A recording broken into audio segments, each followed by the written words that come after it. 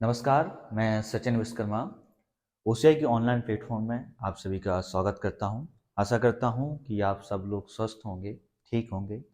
साथ ही जोरों से तैयारी चल रही होगी क्योंकि एग्ज़ाम की डेट क्लियर हो गई है।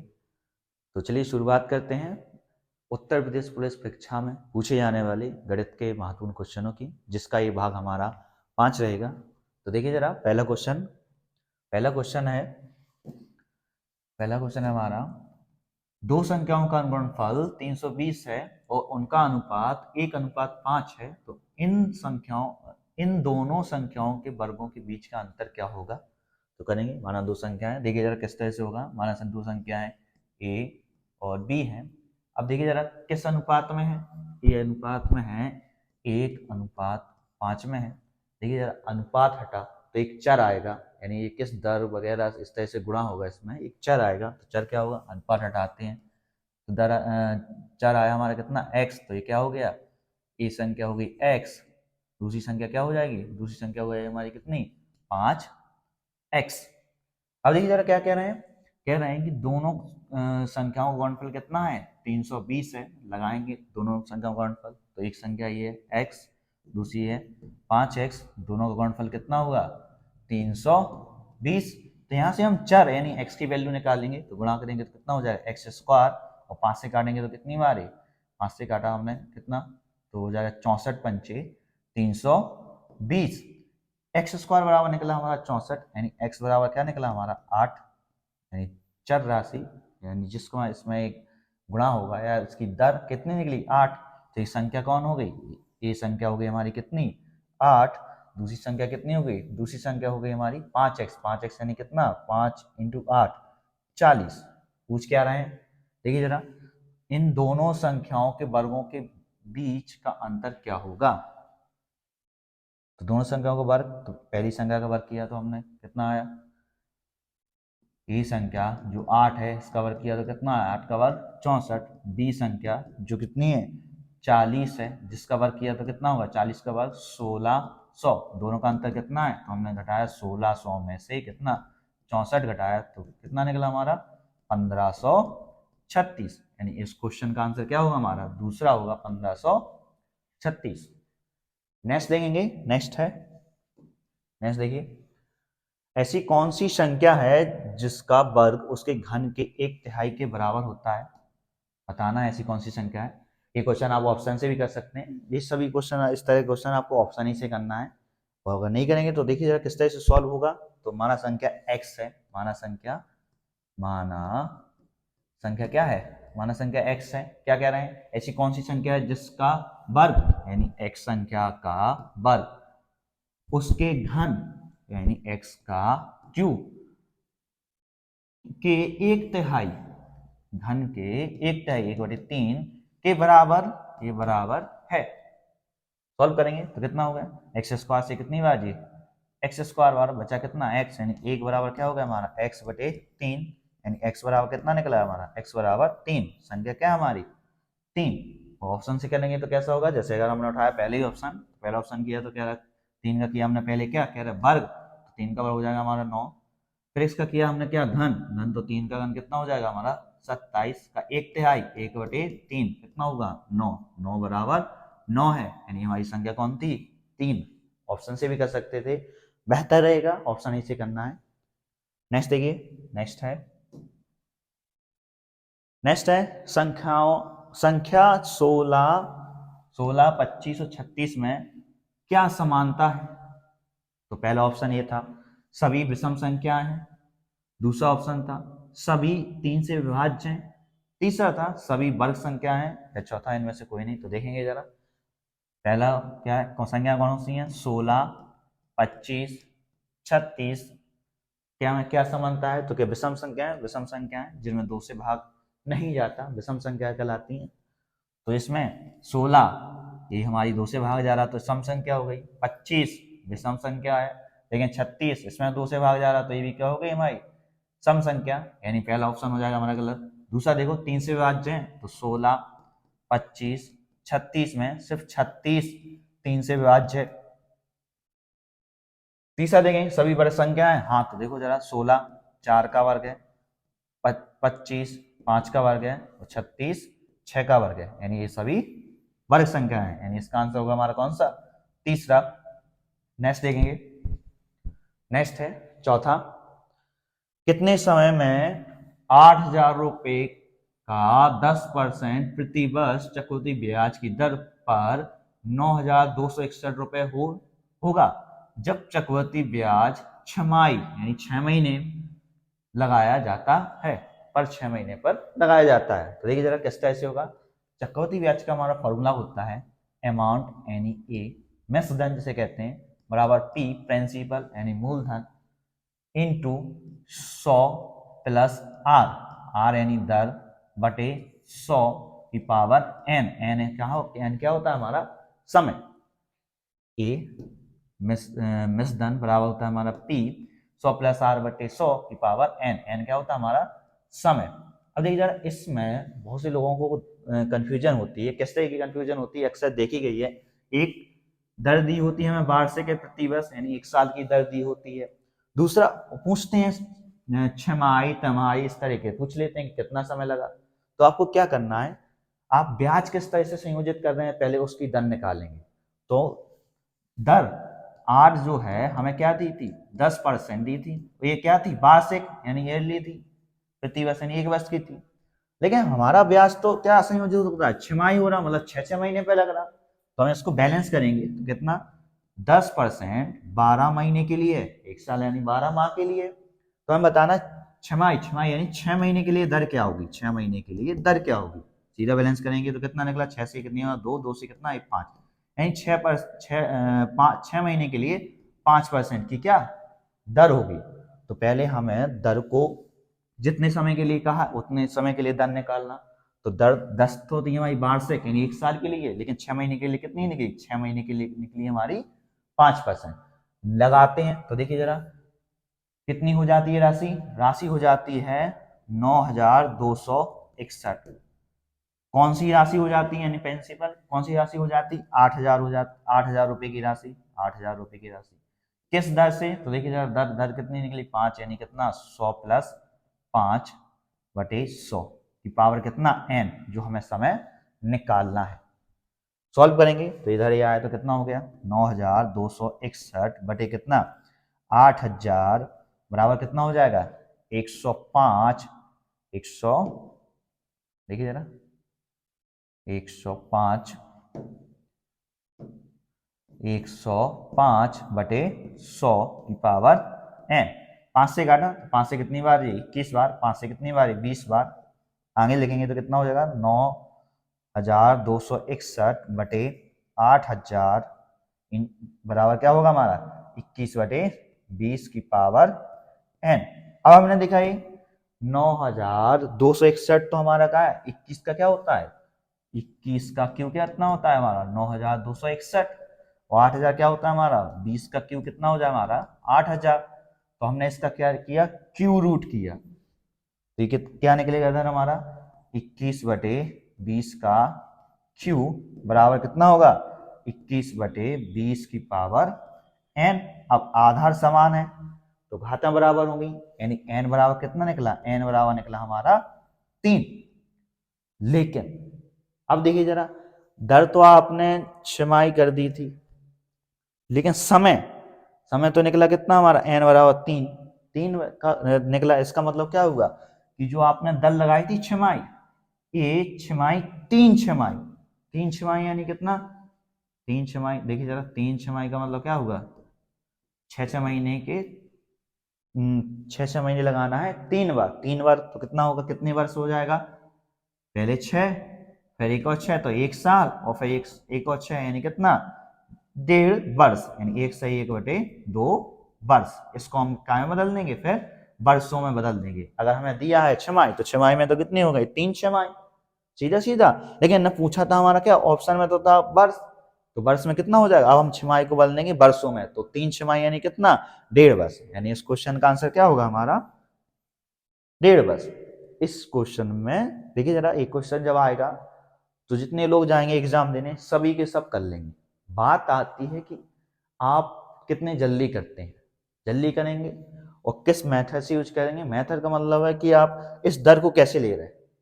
कुछ लोग क्या करते हैं, n में भाग देते हैं। आपको कुछ नहीं, सिंपली प्रोसीजर करना है, सिर्फ 2 स्टेप करने। पहले तो हमें दर को जितने माह में लग रही हो, छमाही, तिमाही, वार्षिक, उसमें कन्वर्ट करना है। फिर जो हमारा समय निकलेगा, फिर ऑप्शन देखना है। अगर वर्ष में, माह में दिया है तो माह, अगर वर्ष में दिया है तो वर्ष में कन्वर्ट करके सीधा लेके देंगे, जैसे हमारे में दिया था। तो इसका आंसर क्या निकला, 1.5 वर्ष। नेक्स्ट देखिए, नेक्स्ट है, रीड करते हैं 5। किसी शहर की जनसंख्या 4000 से बढ़कर 6000 हो गई। बताइए कि जनसंख्या में कितने प्रतिशत की वृद्धि हुई। मौखिक क्वेश्चन है, सीधा सीधा होगा। कैसे, देखिए जरा, 4000 थी, कितनी हो गई, 4000 से 6000 हो गई। वृद्धि कितनी हुई, वृद्धि हुई कितनी, 2000 की। किससे हुई, बात आती है इसमें नीचे आप क्या लगा रहे हैं। तो हम क्वेश्चन करते हैं, क्वेश्चन से किससे हुई, तो 4000 से बढ़कर, आधार में क्या लगाना है, 4000 से बढ़कर। तो देखिए जरा कितनी वृद्धि हुई, वृद्धि हुई 2000 से, 2000 की। लेकिन किससे हुई, तो आंसर में क्या निकला हमारा, 4000 से। क्वेश्चन करेंगे तो क्या निकलेगा, 4000। तो 4000 का कितना प्रतिशत है, तो प्रतिशत के लिए 100 से गुणा और प्रतिशत का निशान। तो इस 2000 से कितनी बार, 2 बार, 2 से कितनी बार, 50, यानी 50%। वृद्धि कितनी हुई, 50%, यानी इसका आंसर क्या होगा हमारा, दूसरा। नेक्स्ट देखिए, नेक्स्ट है, एक वस्तु को एक निश्चित मूल्य पर बेचा जाता है। यदि मूल्य के 2/3 में बेचने पर 10% की हानि होती है, तो वास्तविक मूल्य पर बेचने पर कितना लाभ या हानि होगा। तो इसमें तो पूछा है लाभ। तो देखिए जरा किस तरह से, इस तरह के सवाल आपको करने हैं। सीधा बैलेंस करेंगे, जिसे हम कहते हैं बैलेंस। बैलेंस कैसे होगा, रुपए, अगर हमें मात्रा दी है तो मात्रा, नहीं तो रुपए दिया तो रुपए। रुपए बटे मात्रा दी तो नीचे मात्रा, बटे कितना, लाभ। अगर लाभ है तो देखिए जरा, प्रतिशत की बात कर रहे हैं, और प्रतिशत में लाभ 100 प्लस होता है। तो अगर आप लाभ लगा रहे हैं तो क्या होगा हमारा, 100 प्लस। हानि लगा रहे तो 100 माइनस। अगर कुछ नहीं हुआ तो सीधा 100 का 100। तो दूसरी ओर वाले बैलेंस करेंगे तो दूसरी ओर क्या होगा, सेम। अगर रुपए दिया तो रुपए, बटे मात्रा दी तो मात्रा, बटे अगर लाभ हुआ तो 100 प्लस, और अगर हानि हुई तो 100 माइनस, अगर कुछ नहीं हुआ तो सीधा 100। इस तरह से हम बैलेंस करेंगे। तो देखते हैं, इसमें दिया था हमें क्या दिया है, यदि मूल्य के 2/3 पर बेचने पर, मूल्य के, देखिए जरा क्या लिखा है, मूल्य के 2/3 पर बेचने पर। इसका मतलब क्या हुआ, उसका मूल्य था 3, लेकिन बेच कितने पर है, अभी वो बेच रहे उसे 2 पर। ऑब्वियसली बात है, जब 3 की चीज 2 में बेचोगे तो हानि तो होगी। तो देखो कैसे, 3 की थी 2 में बेचा है, 2 को बेचने पर कितनी, 10 की हानि होती है। हानि यानी 100 माइनस, यानी 90 है। जब उसे कितना मूल्य पर बेचा जाए, मूल्य पर यानी तीनों में 3 पे बेचा जाए तो क्या होगा, x। अगर x का मान 100 प्लस आता है तो लाभ, और x का मान 100 माइनस आता है तो हानि। सॉल्व करते हैं, 2 से कितनी बार, 45 बार, 45 दिया 135, यानी x बराबर निकला 135, और 100 प्लस तो कितना है, 100 से अधिक कितना है, सिर्फ 35, यानी इस पे क्या हो रहा, लाभ हो रहा। कितने को हो रहा, 35%, यानी इसका आंसर क्या होगा हमारा, दूसरा, 35% का लाभ। इसमें आपको एक चीज याद रखना है कि किस तरह से आप बैलेंस करेंगे। नेक्स्ट है, नेक्स्ट देखिए प्लीज, घन की प्रत्येक भुजा 50% बढ़ा दी गई, इसके क्षेत्रफल में प्रतिशत वृद्धि हुई है। देखें जरा, बात हो रही घन की, यानी 3 डायमेंशन, लेकिन पूछ रहे हैं क्षेत्रफल 2 डायमेंशन। तो देखो किस तरह से, घन बनाया हमने पहले, ये बनाया हमने घन, ये बन गया एक घन। माना इसकी भुजा कितनी है, 100 है। माना इसकी भुजा कितनी है, 100 a। तो घन की भुजाएं सभी बराबर होती हैं, लंबाई चौड़ाई ऊंचाई। 100 a तो 100 चौड़ाई और 100 ऊंचाई। तो आप क्या कह रहे हैं, भुजा में 50% की वृद्धि हो जाए तो एक नया घन बनाया, नया घन ये हो गया, जिसमें क्या है 50% की वृद्धि। देखिए किस तरह से 50% की वृद्धि, यानी अभी जो 100 थी 50% बढ़ के कितना हो गया, 150। ये भी 150, ऊंचाई भी 150।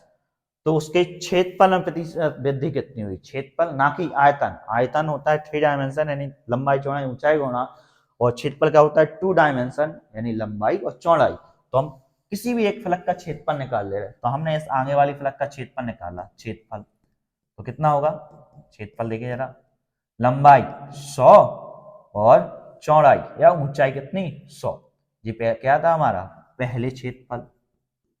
और अब क्षेत्रफल क्या होगा, देखिए जरा, अब क्षेत्रफल लंबाई 150 इंटू चौड़ाई कितनी या ऊंचाई कितनी 150, 50 से काटेंगे तो 50 से 2 बार, 50 से 2 बार, 50 से 3 बार, 50 से 3 बार, यानी पहले क्षेत्रफल कितना था 2 2 4 था, अब क्षेत्रफल कितना होगा 3 और 3 9 हो गया। पहले 4 था क्षेत्रफल, अब कितना हो गया 9 हो गया। कितनी वृद्धि भाई, तो देखिए जरा कितनी वृद्धि भाई, दोनों का अंतर 5 की वृद्धि भाई। अगेन किससे वृद्धि भाई, किससे वृद्धि भाई, तो 4 था, 4 से वृद्धि होगा कितना हो गया 5 और बढ़ गया तो कितना हो गया 9 हो गया।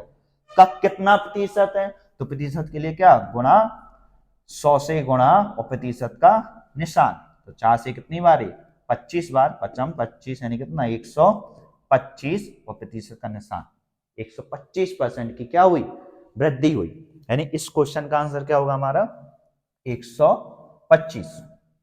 नेक्स्ट देखेंगे, देखिए नेक्स्ट 8 है, एक विशेष बात यह है कि देखिए यार परीक्षा की डेट तो क्लियर हो गई है, तो तैयारी तो ऑब्वियसली सभी की जोरदार चल रही है, लेकिन इस दौर में आपको एक विशेष बात का ध्यान ये रखना है कि भोजन पर जरूर ध्यान दें, जिससे कि स्वास्थ्य आपका सही रहे।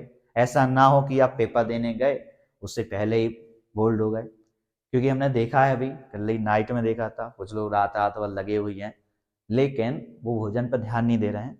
लेकिन उनका कहना यह है कि हम खाना खाते हैं या भोजन करते हैं तो हमें आलस आता है, तो देखिए आलस आता है तो इसका एक उपाय है कि आप जितनी आपको नीड्स होती है उसका सिर्फ 80% आप खाएं, जिससे कि आपको एनर्जी बनी रहेगी और आपकी परीक्षा भी जोरदार से चलती रहेगी। नेक्स्ट देखेंगे, नेक्स्ट है हमारा 8, एक वस्तु पर 15% की छूट वही है जो कि दूसरी वस्तु पर 20% की, दोनों वस्तुओं का लागत मूल्य हो सकता है।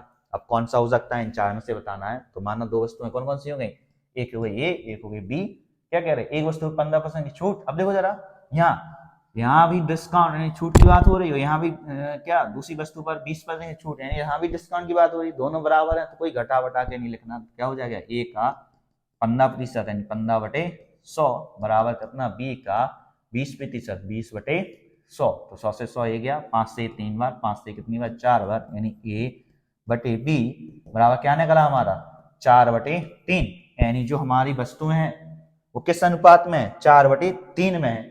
ऑप्शन देखेंगे, ऑप्शन में पहला ऑप्शन देगा, पहला ऑप्शन था 20 और 40, तो यहाँ से अनुपात क्या बना 20 से 1 और 2, तो ये तो हमारा 1 2 बना, हमारा तो अनुपात क्या चाहिए हमें 3/4। दूसरा देखेंगे, दूसरा क्या बना 20 से काटा तो कितना 3 बार, 20 से काटा कितनी बार 2 बार, दूसरे में बना हमारा कितना 3:2। तीसरा देखेंगे ऑप्शन सीधा, तीसरे में 20 से काटा तो 20 से कितनी बार 4 बार, 20 से काटा तो कितनी बार 30 बार, यानी तीसरे में क्या बना हमारा 4:3, यानी हमारी वस्तु की लागत क्या हो सकती है, हमारी वस्तु की लागत मूल्य हो सकता है कितना 80 और 60, क्योंकि किस अनुपात में है 4:3 में है। नेक्स्ट देखेंगे, नेक्स्ट है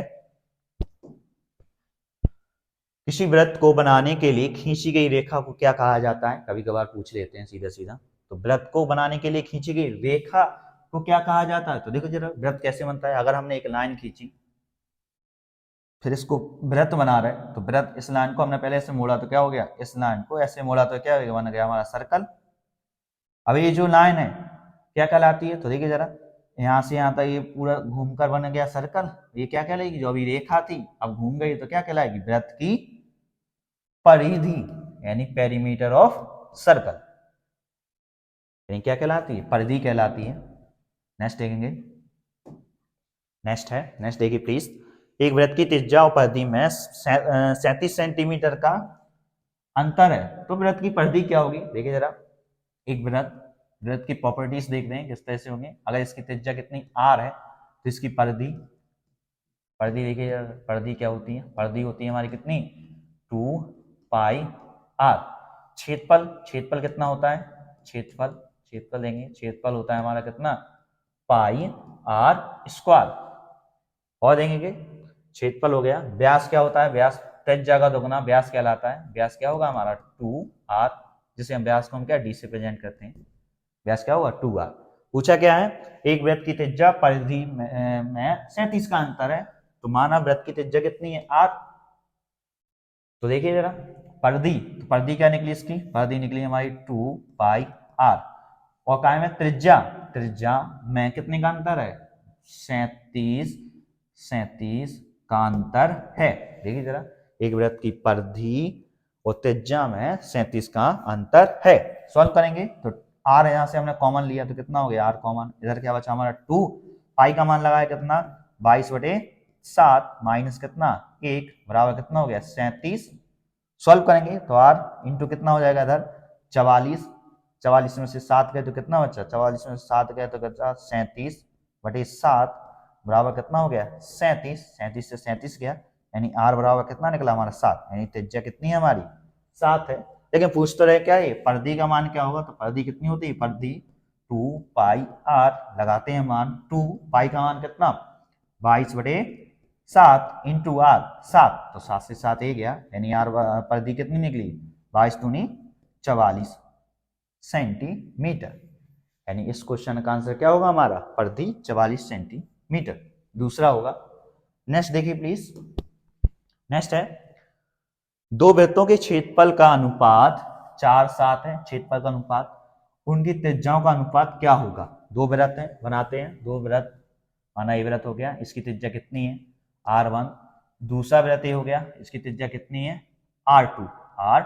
पूछा क्या है, दिया है हमें वृत्तों के क्षेत्रफल का अनुपात, इसका वृत्त का क्षेत्रफल क्या होगा पाई r स्क्वायर, इसका क्षेत्रफल कितना होगा पाई r2 स्क्वायर, दोनों का अनुपात कितना दिया, क्षेत्रफल का अनुपात 4/7। और पूछा क्या है हमें, पूछा है त्रिज्याओं का अनुपात क्या होगा, त्रिज्याओं का अनुपात यानी r1 अनुपात r2 हमें निकालना है। दिया क्या हमें क्षेत्रफल का अनुपात, लगाएंगे क्षेत्रफल बटे क्षेत्रफल बराबर क्या होगा 4/7, तो पाई से पाई ये गया, क्या निकला हमारा r1 स्क्वायर बटे r2 स्क्वायर बराबर कितना 4/7।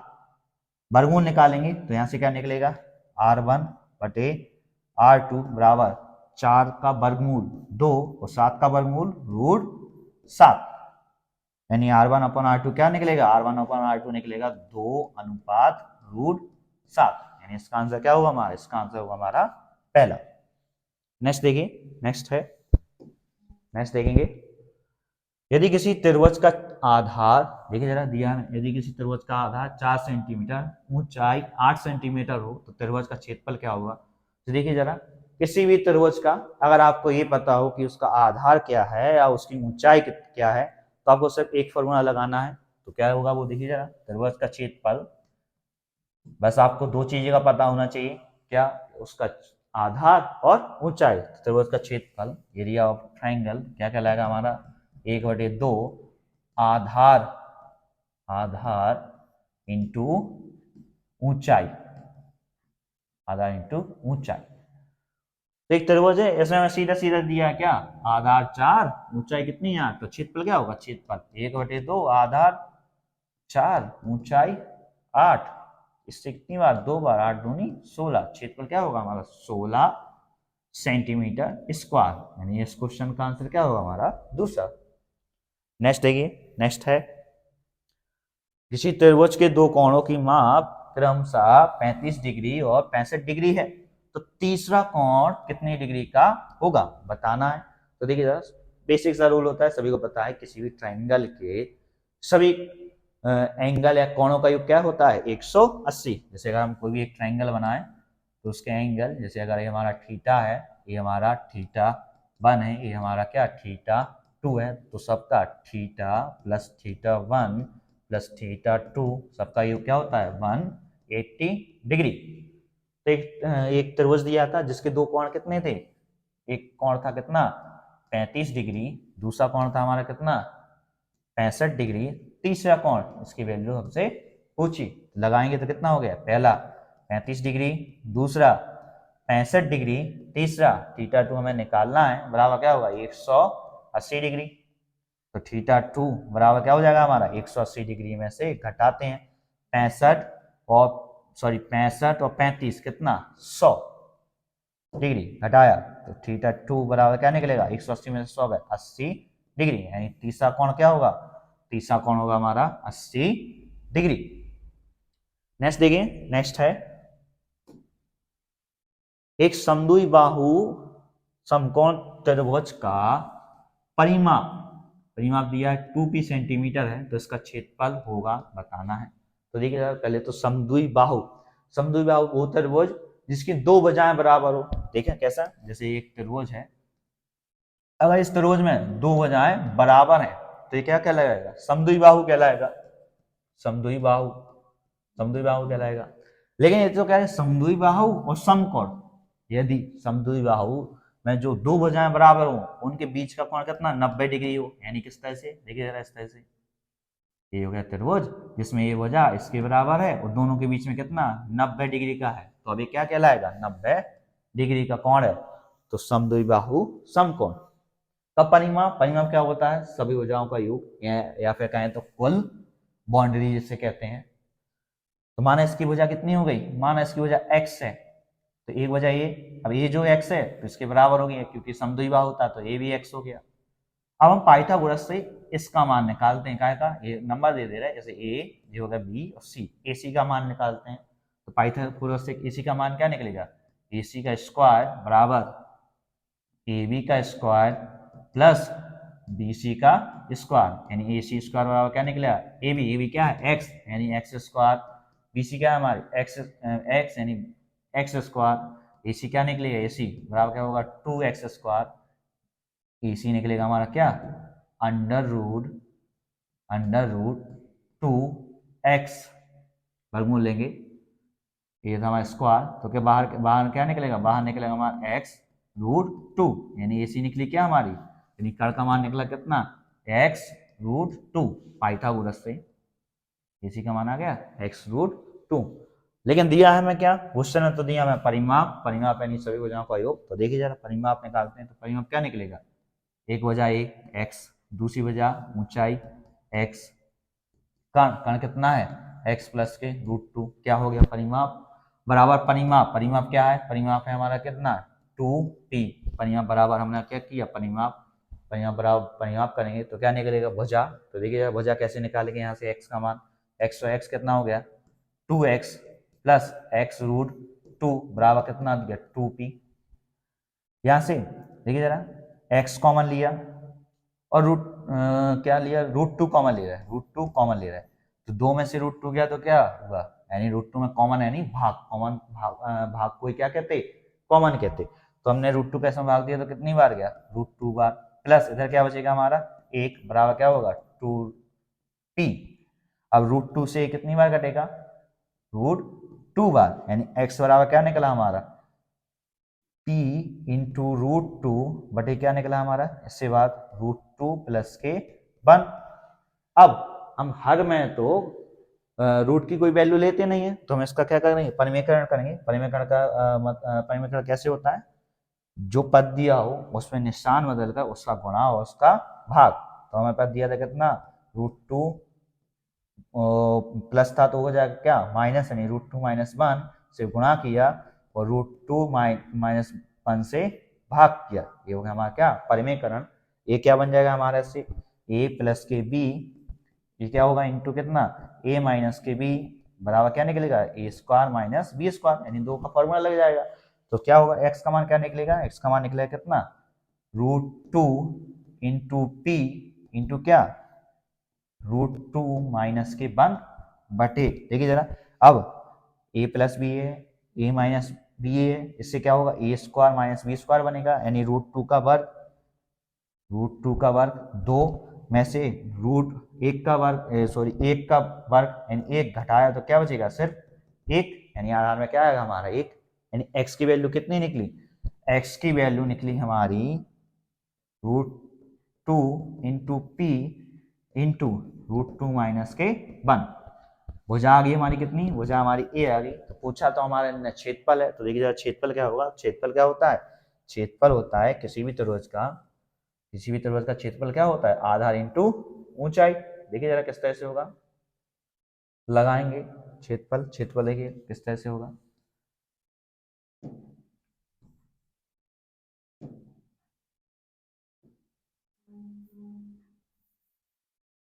क्षेत्रफल देखिए,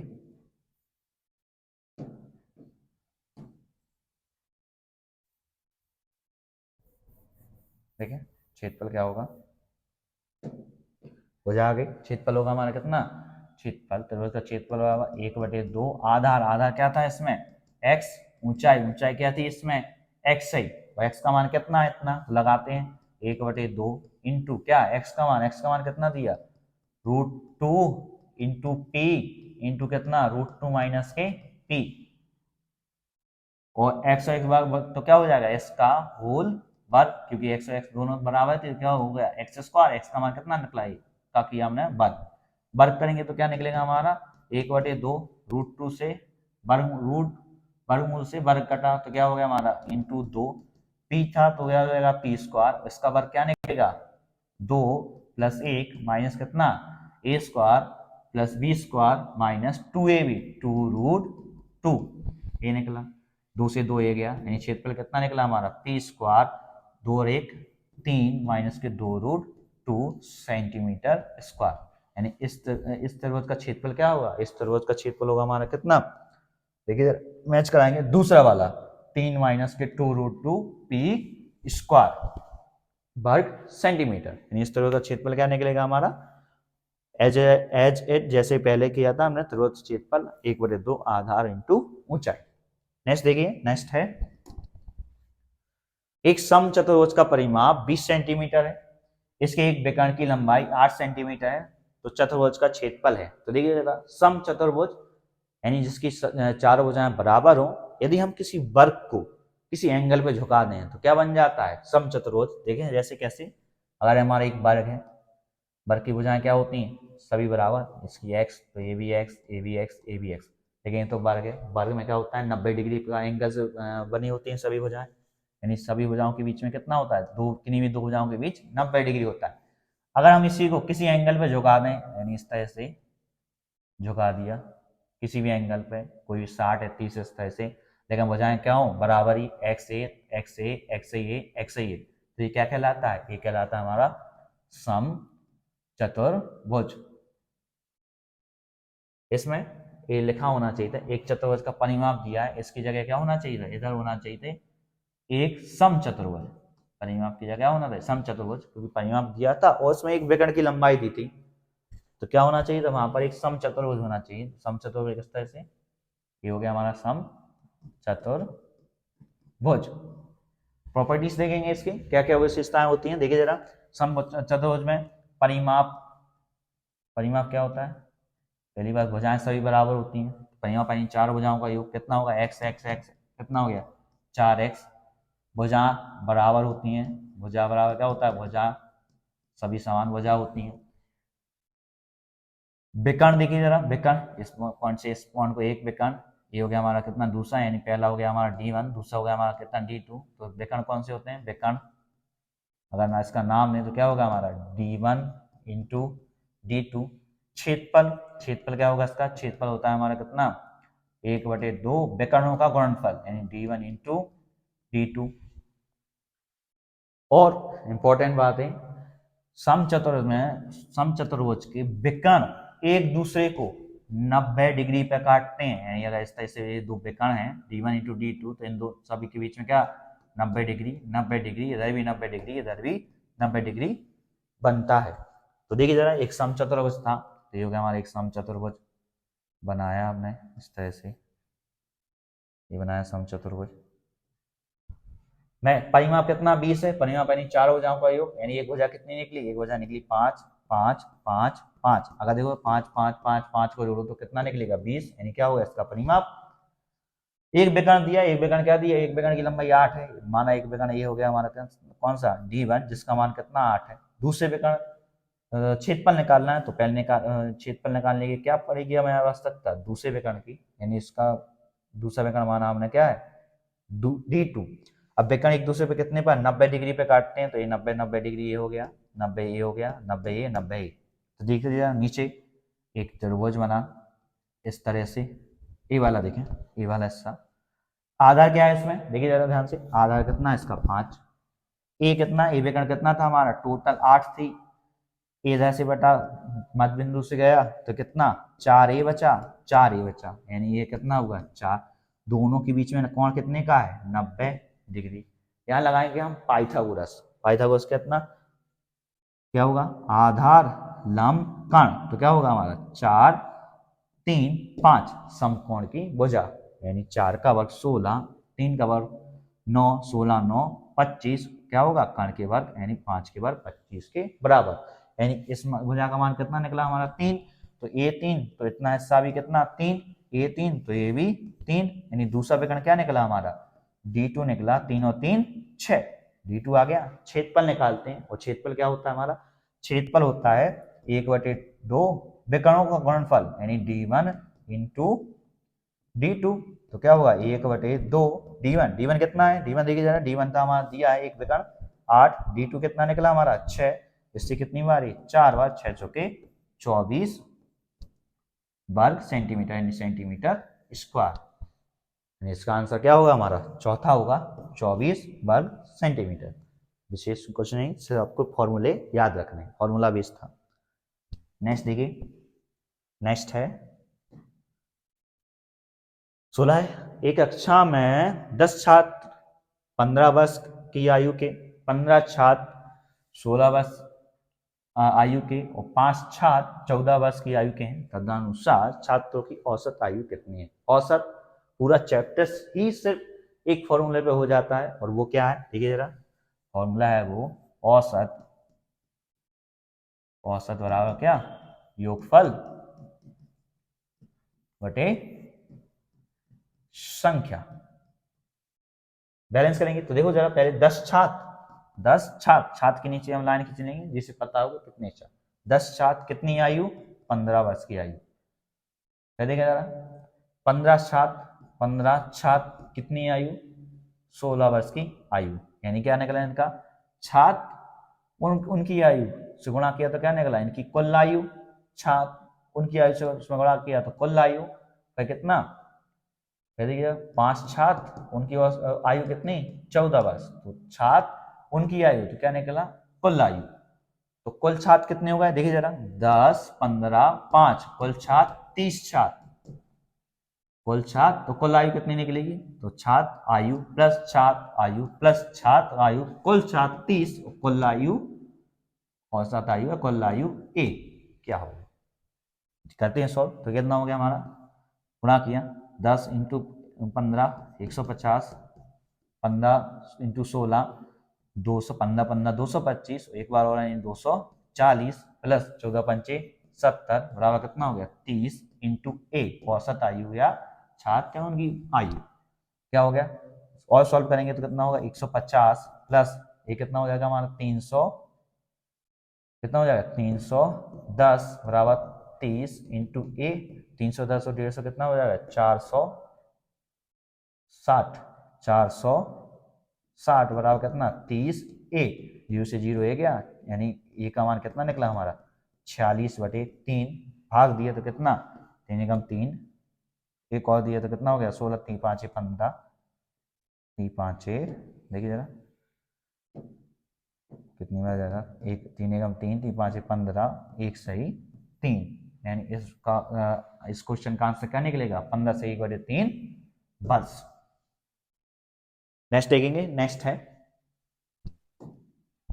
है 6 के प्रथम 18 गुणजों का औसत क्या होगा। तो 6 के कैसे गुणज, प्रथम 18, जैसे पहला गुणज हमारा निकला 6, दूसरा गुणज क्या होगा 6 का 12, तीसरा 18, चौथा 24, ऐसे पांचवा 30, ऐसे ऐसे कितने 18 गुणज का औसत क्या हुआ। तो औसत के लिए क्या होता है, औसत होता है हमारा कितना, औसत बराबर होता है, औसत बराबर होता है कितना योगफल बटे संख्या। हमें औसत निकालना है तो योगफल, पहले तो हमें इन सबको ऐसे ऐसी संख्या निकालकर उनका क्या निकालना होगा योगफल, फिर औसत के लिए संख्या, संख्या से भाग देंगे तो ऐसी कितनी संख्या है, ऐसी कितनी 18 संख्या है। तो ये दो तरीके हैं, या तो आप सीधा ऐसे ऐसे निकाल के सभी को लिख लो, सभी को जोड़ लो, 2 18 से भाग, या फिर क्विक करने का रहेगा क्या, हमने देखा इसमें देखिए जरा 6 फिर 12 और फिर 18 24 ऐसे ऐसे आगे सीरीज बढ़ रही थी, यानी दो पदों के बीच में अंतर कितना है, समान है, इनके बीच में कितना है 6 का अंतर, इसमें बीच में अंतर 6 का अंतर, इसमें भी कितना 6 का अंतर, तो अंतर समान है, तो यहाँ लगा देंगे हम क्या, समांतर सीरीज। तो समांतर सीरीज सीरीज क्या होती है, देखिए जरा, जिसे अरिथमेटिक सीरीज कहते हैं, या समांतर श्रेणी क्या होती है, अगर हमें पद दी हो, कैसे पद क्या हो, a माइनस के डी कॉमा ए और इक्वल a प्लस के डी, जिसमें पहला पद हो हमारा कौन सा, पहला पद हो इस तरह से नहीं, सीरीज हमारी किस तरह से, देखिए जरा, ये तो है इसके 3 पद, और सीरीज किस तरह से हो, a, दूसरा पद हो हमारा a प्लस के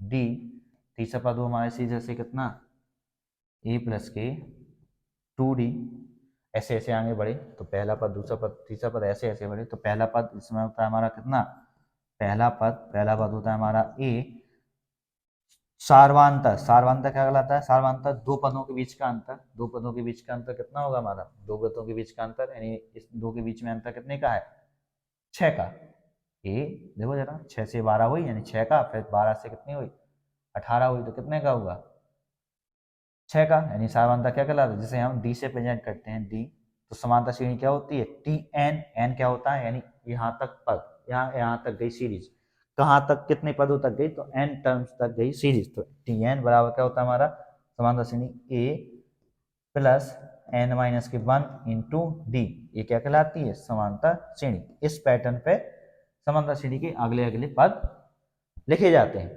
तो ये तो हो गई मैं समांतर श्रेणी, लेकिन हमें तो निकालना है योगफल, तो योगफल कैसे निकलेगा, योगफल निकालने के लिए समांतर श्रेणी में देखिए जरा, योगफल निकलता है समांतर श्रेणी का, Sn बराबर होता है n/2 2a plus n minus के 1 इंटू डी, योगफल का फॉर्मूला निकलता है।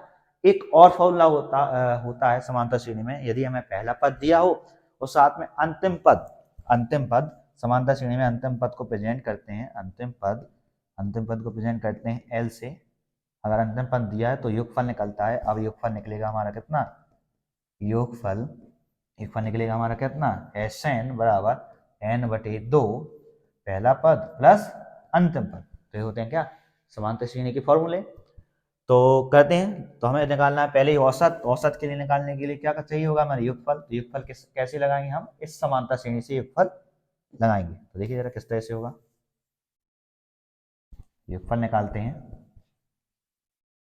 है छोटा सा क्वेश्चन लेकिन योगफल निकालना पड़ेगा आपको। तो योगफल क्या होगा, देखिए जरा, योगफल Sn बराबर लगाएंगे n/2 पहला पद यानी 6 और 6 का कितना दोगुना यानी 2a, 6 दूनी 12 प्लस n माइनस के 1, n कितना है 18 माइनस के 1, d का मान कितना है 6, निकाला योग निकाल रहे हैं, योग निकाला तो ये कितना हो गया n/2 12 प्लस कितना 17, 17 छक्के 102, फिर और निकाला योग, तो n का मान कितना है 18/2, ये कितना निकला हमारा इंटू 102 और 12 114, ये तो निकला हमारा योग। हमें तो निकालना है क्या, औसत, तो औसत के लिए क्या कर देंगे हम, कितनी संख्याएं थी 18, यानी 18 का देंगे हम इसमें क्या भाग संख्या से, तो 18 से 18 ये गया, यानी कितना निकला हमारा 114/2, 2 से कितनी बारी 57,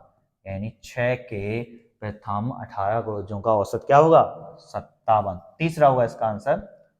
नेक्स्ट देखिए प्लीज, नेक्स्ट है एक्स और वाई एक मशीन को 12 दिन में बना सकते हैं, इनकी क्या दी क्षमता दी है, वाई अकेला से कितने 48 दिनों में बना सकता है, तो एक्स अकेला से कितने दिनों में बना सकेगा, सीधा फॉर्मूला लगाएंगे, ये लगा हमने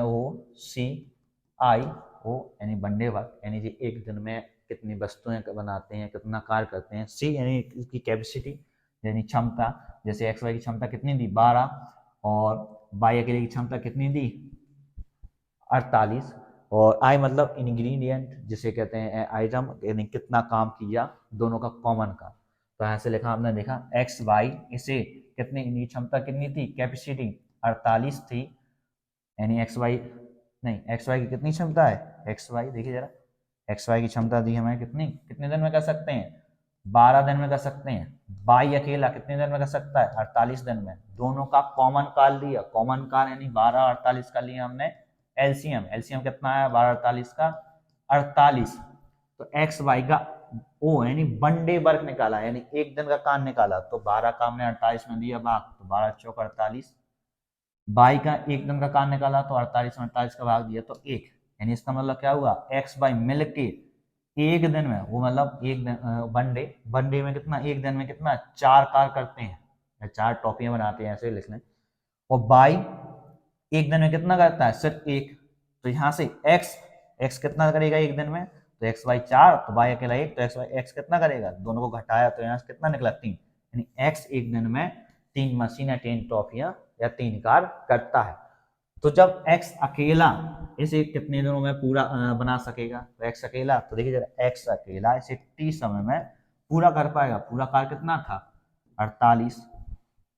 x t समय में, x एक दिन में कितना करता है, 3 कार करता है, t कितने दिन लेगा, बराबर कितना 48, 3 से कितनी बार, 16 बार, यानी t बराबर कितना निकला 16 दिन लेगा इसे x अकेला इस कार को करने में, यानी इसका आंसर क्या है, इसका आंसर होगा हमारा 16।